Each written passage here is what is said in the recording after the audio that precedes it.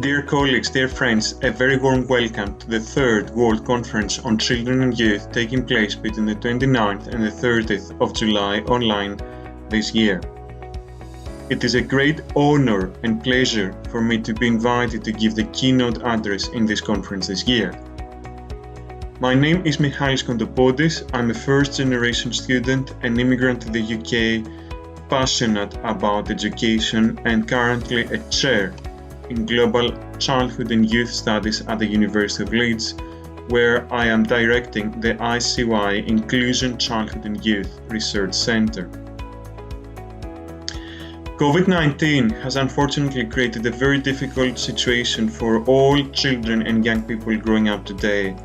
In a recent report by UNICEF, they are referred to as the Generation COVID, whose whole future, the future of a generation, is at risk.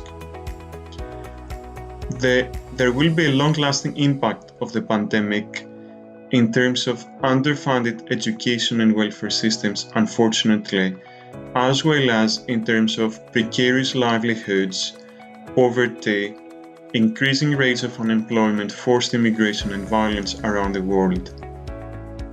We are also afraid that there will be ever-increasing inequalities related to gender, racial, cultural, religious and geographical aspects. At the same time, about 830 million children and young people from around the globe were online daily even before the pandemic. We explore this in a recent book publication, Global Youth in Digital Trajectories, written and edited by many colleagues from around the world. There is currently a constantly increasing number of about 5 billion mobile broadband subscriptions globally. So what are the implications for children and youth around the world in this frame? What are the risks? What are the challenges? What are the opportunities? I will address these questions in my keynote with the title Mapping Global Childhood and Youth Futures After COVID-19. I will also online during the conference give a workshop on how to work with media and radical imagination in educational settings. You may find further details about all this through the conference web page.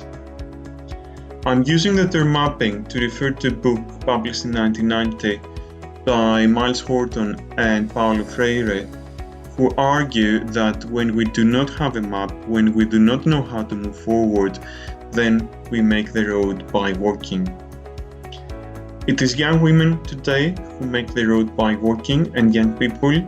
To mention just a few examples, Malala and Nadia, the Nobel Peace Prize winners from the last years, and also Greta Thunberg, who has so nicely inspired the whole movement, Fridays for Future, addressing the current climate change issues.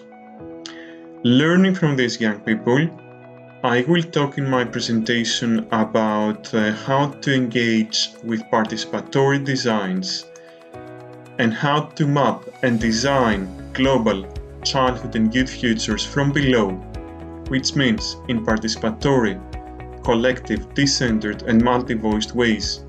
I believe this designing and mapping global childhood and youth futures from below, today especially, it is not only a possibility, it is a necessity. If you're interested to learn more about my work, there is a blog and a personal webpage with publications in 6 different languages. This is my Twitter account, and we currently run a series of podcasts on inclusion and education at the University of Leeds. There will be a next book with the title Global Debt, Education and Human Development After COVID-19. If all goes well, this will be published in English and in Japanese in 2022. So please join us in making the road by walking. I look very much forward to meeting you all and to see you in the third World Conference on Children and Youth taking place between the 29th and the 30th of July this year. Thank you for listening. Thank you very much and see you.